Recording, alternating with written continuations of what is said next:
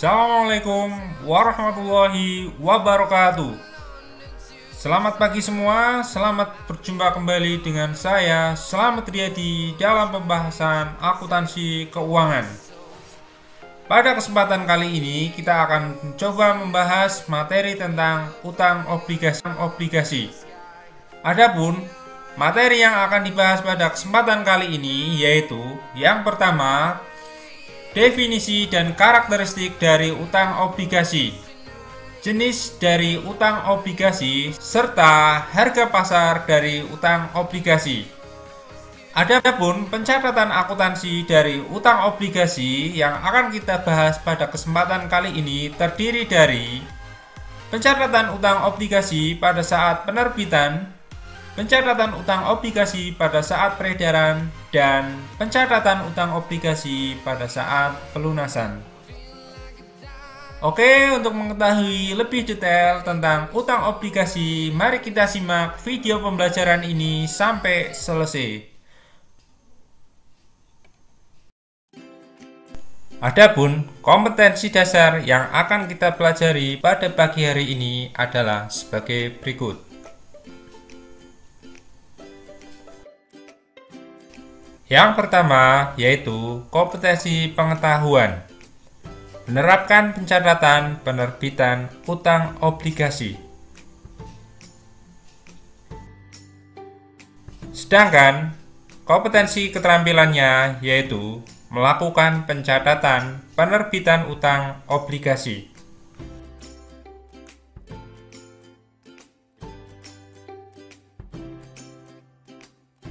Adapun tujuan pembelajaran dari pertemuan kali ini adalah sebagai berikut. Setelah siswa mengikuti serangkaian pembelajaran pada pertemuan kali ini, diharapkan siswa dapat yang pertama menjelaskan definisi, karakteristik, dan jenis utang obligasi dengan benar. Yang kedua, dapat menjelaskan harga pasar utang obligasi dengan benar. Yang ketiga, dapat menjelaskan pencatatan utang obligasi pada saat penerbitan, peredaran, dan pada saat pelunasan dengan benar. Yang keempat, yaitu keterampilannya dapat melakukan pencatatan utang obligasi pada saat penerbitan, peredaran, dan pada saat pelunasan dengan benar.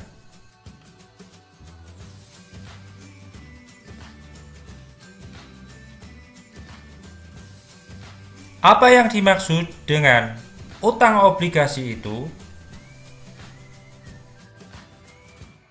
Utang obligasi atau bonds payable merupakan surat tanda utang sejumlah uang yang tercantum dalam surat obligasi tersebut dari pihak yang mengeluarkan pinjaman tersebut atau pihak penerbit obligasi, disertai dengan jangka waktu pinjaman, besar bunga yang akan dibayarkan, dan periode pembayaran bunga, serta pencantuman tanggal jatuh tempo atau pelunasan utang obligasi tersebut.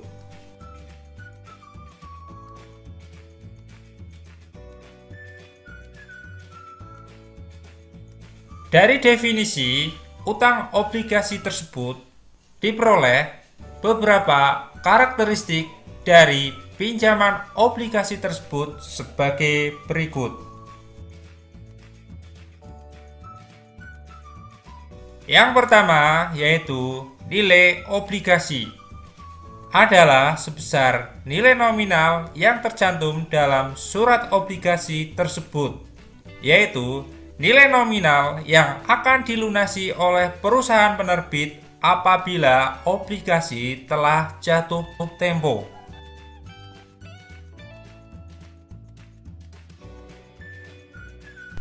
Yang kedua yaitu jangka waktu pinjaman obligasi atau usia obligasi, yaitu periode saat obligasi tersebut dijual kepada pembeli obligasi sampai dengan waktu di mana obligasi tersebut dilunasi kembali oleh perusahaan penerbit.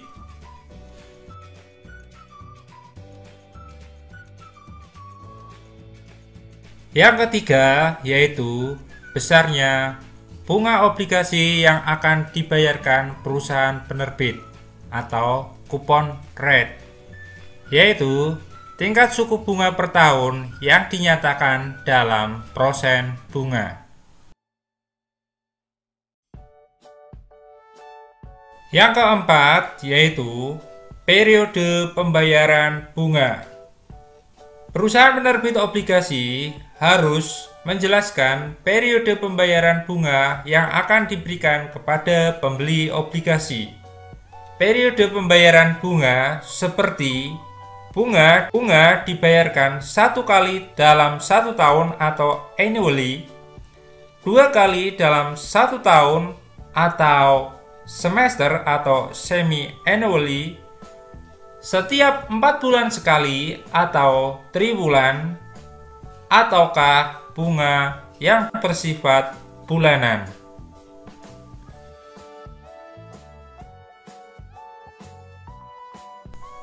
Untuk memahami jenis-jenis obligasi yang ada, berikut ini disampaikan jenis-jenis obligasi berdasarkan 6 klasifikasi sebagai berikut.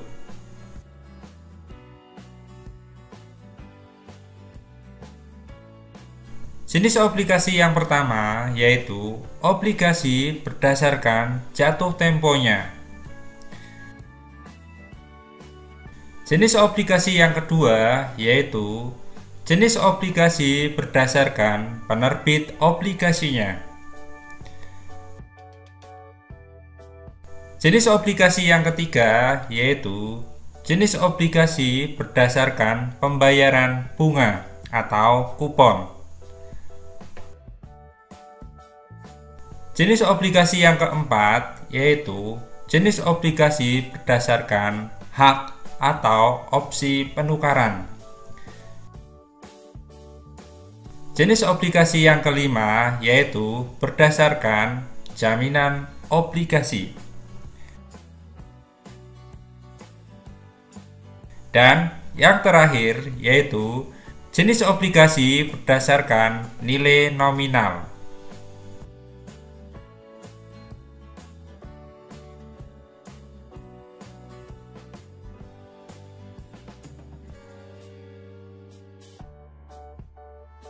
Jenis obligasi berdasarkan waktu jatuh temponya diklasifikasikan menjadi 2, yaitu obligasi biasa dan obligasi berseri.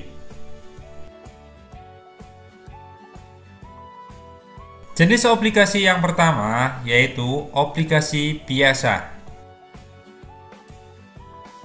Obligasi biasa adalah obligasi yang jatuh temponya hanya sekali waktu, yaitu di akhir periode obligasi, atau sesuai dengan perjanjian yang tertulis di dalam surat obligasi tersebut yang menyatakan bahwa pelunasan adalah pada saat jatuh tempo. Yang kedua yaitu obligasi berseri atau the series bond. Obligasi berseri yaitu obligasi yang jatuh temponya dilakukan beberapa waktu atau dalam rangkaian seri pelunasan. Semisal perusahaan penerbit menerbitkan obligasi sebanyak 2.500 lembar obligasi.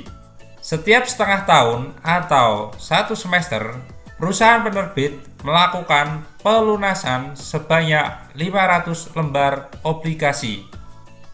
Sehingga pada kasus tersebut terdapat 5 pelunasan obligasi.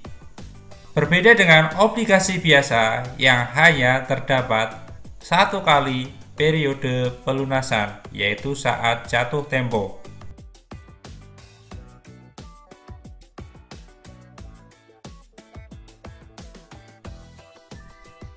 Yang kedua yaitu jenis obligasi berdasarkan perusahaan penerbit obligasinya dikelompokkan menjadi 3, yaitu sebagai berikut. Yang pertama yaitu corporate bond.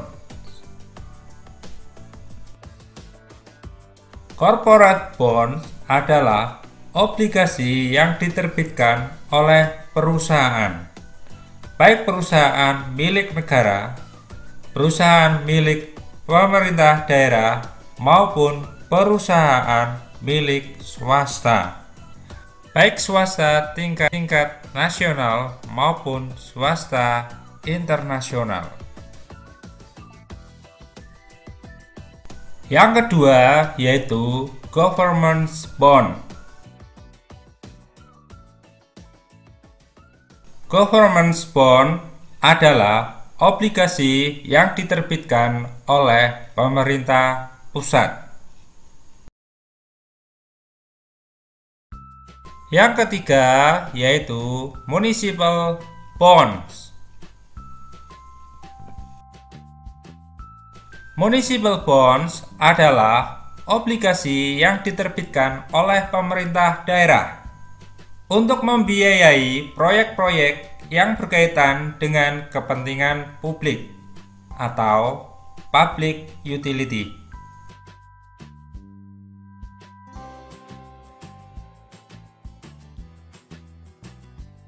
Jenis obligasi yang ketiga yaitu obligasi berdasarkan pembayaran bunga atau kupon.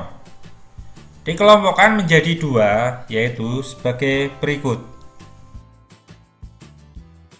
Tipe yang pertama yaitu tipe obligasi tidak berbunga atau zero coupon bonds. Zero coupon bonds adalah obligasi yang tidak mewajibkan perusahaan penerbitnya untuk membayar bunga setiap periodenya. Penjualan dengan tipe zero coupon bonds biasanya dilakukan perusahaan dengan cara memberikan diskon atau potongan. Tipe yang kedua yaitu obligasi berbunga atau coupon bonds. Coupon bonds adalah obligasi yang mewajibkan perusahaan penerbitnya untuk membayar bunga atau kupon setiap periodenya, baik bunga yang bersifat tetap atau fixed coupon bonds maupun bunga yang bersifat mengambang atau floating coupon bonds.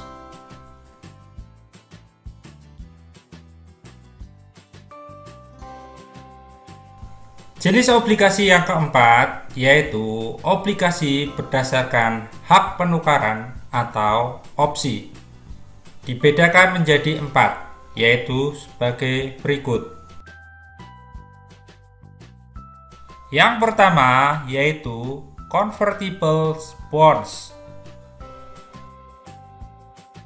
Convertible bonds adalah obligasi yang memberikan hak kepada pemegangnya untuk mengkonversikan ke dalam sejumlah saham milik perusahaan penerbitnya. Jenis yang kedua yaitu exchangeable bonds. Exchangeable bonds adalah obligasi yang memberikan hak kepada pemegangnya untuk menukarkan saham perusahaan ke dalam sejumlah saham perusahaan afiliasi milik penerbit. Jenis yang ketiga yaitu callable bonds. Callable bonds adalah obligasi yang memberikan hak kepada perusahaan penerbitnya untuk melakukan pelunasan pada waktu tertentu. atau waktu yang sudah diperjanjikan dalam surat obligasi, yaitu waktu jatuh tempo. Jenis yang keempat yaitu putable bonds. Putable bonds adalah obligasi yang memberikan hak kepada pemegangnya untuk menukar atau meminta pelunasan kepada perusahaan penerbit atau emittment. Hal ini kebalikan dari tipe callable bonds, di mana tipe callable bonds yang menentukan pelunasan adalah perusahaan penerbit, sedangkan pada tipe putable bond, pembeli obligasi dapat menentukan waktu pelunasan obligasi tersebut.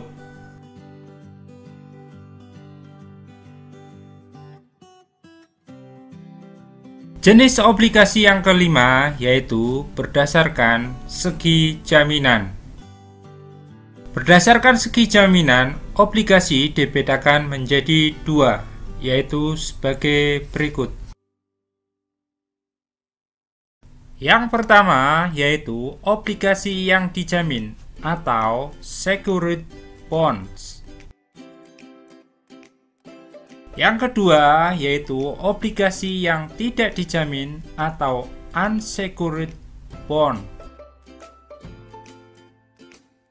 Secured bonds adalah obligasi yang dijamin dengan kekayaan tertentu dari perusahaan penerbitnya atau dengan jaminan pihak ketiga. Dalam kelompok ini termasuk di dalamnya adalah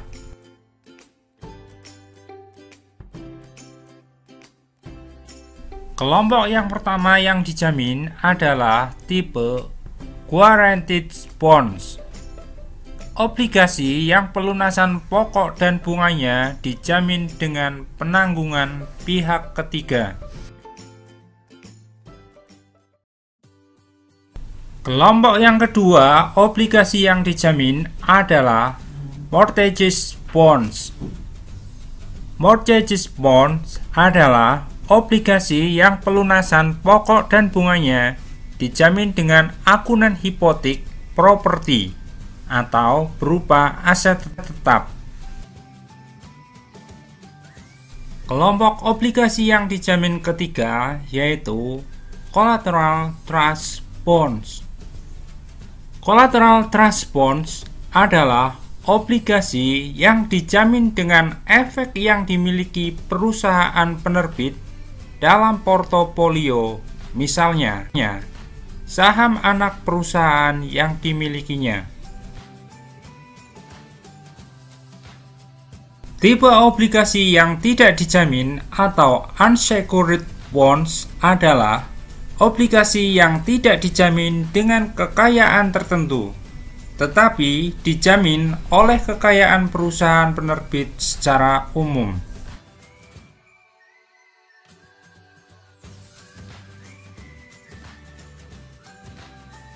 Jenis obligasi yang keenam yaitu obligasi berdasarkan nilai nominal obligasi. Dikelompokkan menjadi dua, yaitu sebagai berikut.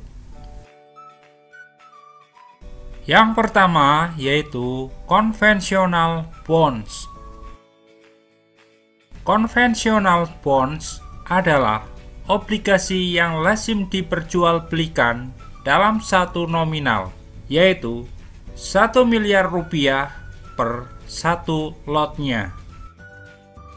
Lot merupakan satuan resmi yang telah ditetapkan oleh Bursa Efek Indonesia dalam transaksi jual beli saham dan surat berharga lainnya.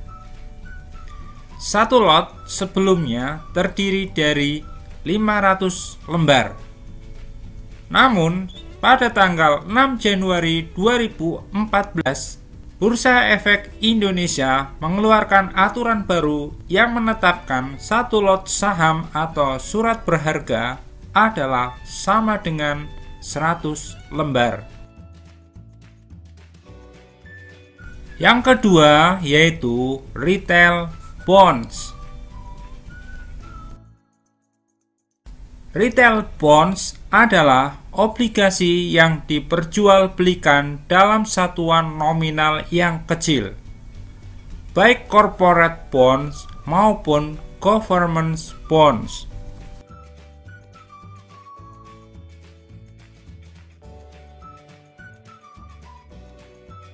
Ketika perusahaan mengeluarkan obligasi, maka harga jual yang diperoleh dari penerbitan obligasi perusahaan ditentukan oleh 3 faktor sebagai berikut. Faktor yang pertama adalah nilai nominal. Nilai nominal obligasi adalah nilai nominal yang tercantum dalam surat obligasi tersebut yang akan dibayarkan oleh perusahaan penerbit pada saat obligasi jatuh tempo.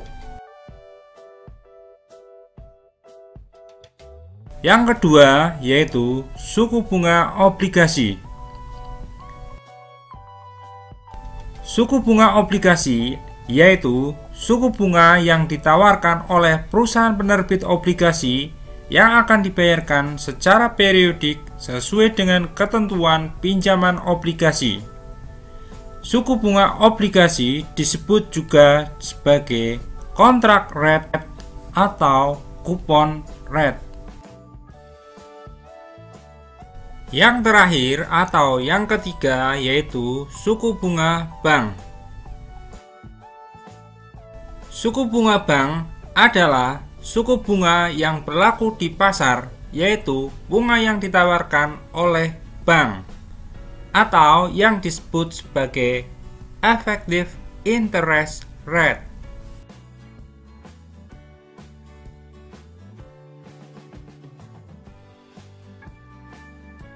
Ada berbagai kemungkinan mengenai harga jual dari obligasi tersebut.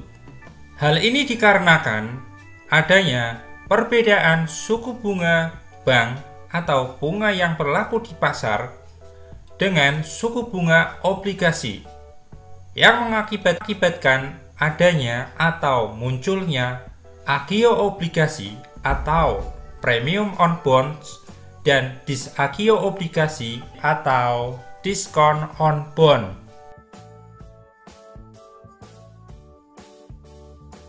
Tiga kemungkinan dari harga jual obligasi tersebut adalah sebagai berikut.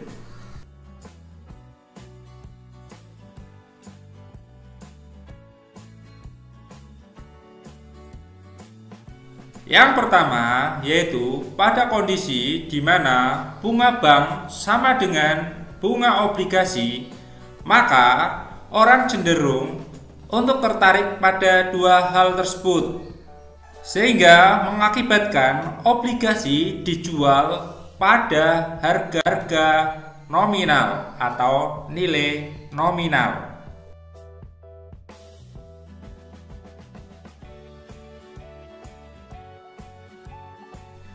Yang kedua yaitu pada kondisi di mana bunga bank lebih besar daripada bunga obligasi, maka orang cenderung untuk mendepositokan atau menabung uangnya di bank.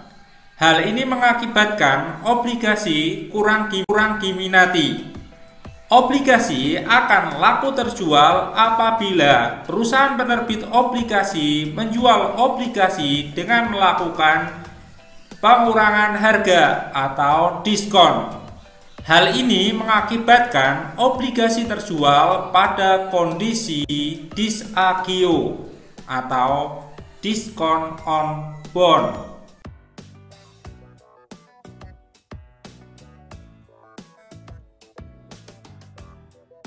Yang ketiga yaitu kondisi di mana bunga bank lebih kecil daripada bunga obligasi. Hal ini mengakibatkan orang tertarik untuk membeli obligasi daripada menabung uang di bank. Hal ini jelas mempengaruhi harga jual obligasi karena banyaknya permintaan orang akan obligasi mengakibatkan penawaran terhadap obligasi begitu tinggi. Hal ini mengakibatkan obligasi terjual pada harga di atas harga nominal atau AGIO atau Premium on Bond.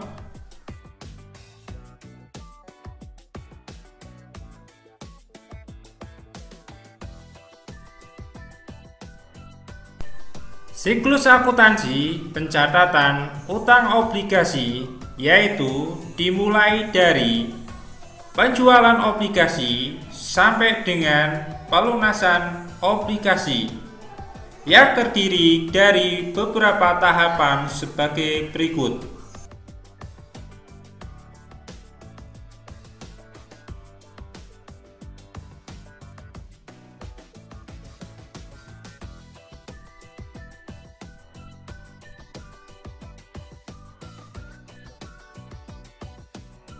Apa yang dimaksud dengan agio obligasi itu? Agio obligasi merupakan selisih lebih dari harga nominal obligasi yang dijual oleh perusahaan penerbit obligasi. Agio obligasi merupakan selisih yang menguntungkan bagi perusahaan penerbit obligasi. Namun, tidak dapat diperlakukan sebagai pendapatan, melainkan diperlakukan sebagai pengurang beban bunga yang dibayarkan setiap periodenya.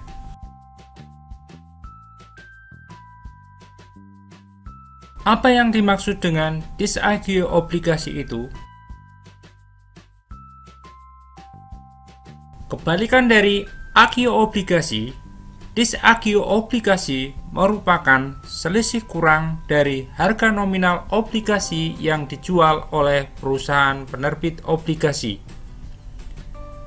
Hal ini jelas merupakan sebuah kerugian dari perusahaan penerbit obligasi karena pada saat jatuh tempo harus melunasi obligasi sebesar nilai nominal, sedangkan pada saat penjualan menerima kas yang jauh lebih sedikit jika dibandingkan dengan nilai nominal.